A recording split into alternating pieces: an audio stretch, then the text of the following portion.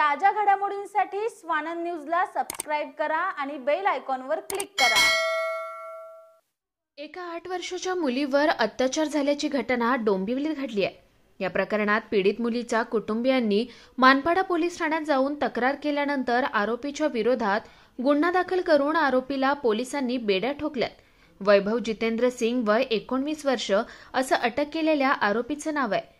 मिळालेल्या माहितीनुसार डोंबिवलीत पीडित मुलगी आपल्या कुटुंबियांसह राहते। आरोपी वैभव सिंग याची बहीण ट्यूशन टीचर आहे। परिसरातील मुलं त्याच्या घरी ट्यूशन घेण्यासाठी येत होते। 15 जानेवारी रात्री 8 वाजता पीडित मुलगी आरोपी याच्या घरी ट्यूशनसाठी गेली होती। त्यावेळी घरात ट्यूशन टीचर नव्हती, तेव्हा आरोपी वैभव याने पीडित मुलीचा हात पकडून तिला बेडरूममध्ये घेऊन गेला आणि बेडरूमची दरवाजाची कडी आतून लावून पीडित मुलीसोबत जबरदस्तीने बलात्कार केला। घटनेनंतर पीडित मुलगी आपल्या घरी गेली आणि घडलेल्या घटनेबद्दल कुटुंबियांना सांगितलं।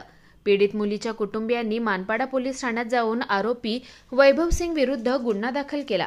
त्यानंतर पोलिसांनी ताबडतोब आरोपीला अटक करून तपास सुरू केला। आरोपीला न्यायालयात हजर केलं असता न्यायालयाने आरोपीला 2 दिवसांची पोलीस कोठडी सुनावली असल्याची माहिती पोलीस निरीक्षक राम चोपडे यांनी दिली आहे। मानपाडा पोलीस ठाणे हद्दीमध्ये एका 8 वर्षाच्या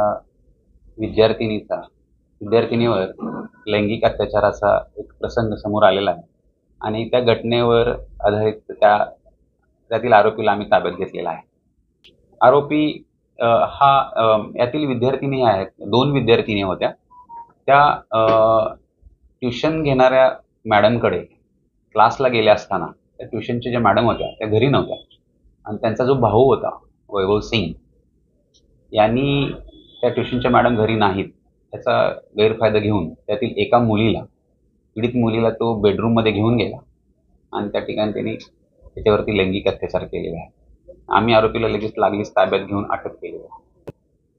आरोपीचं नाव आहे वैभव जितेंद्र सिंग, वय 19 वर्ष आहे आणि हे मुलीनं आपल्या घरी आल्यानंतर सांगितल्यानंतर तिच्या नातेवाईकांनी केलेल्या तक्रारीनुसार आपण गुन्हा तात्काळ दाखल केलेला आहे। आरोपीला आम्ही कोर्टात हजर करून त्याची पोलीस कोठडी रिमांड मिळवत आहोत। कुणाल म्हात्रे, स्वानंद मीडिया, डोंबिवली।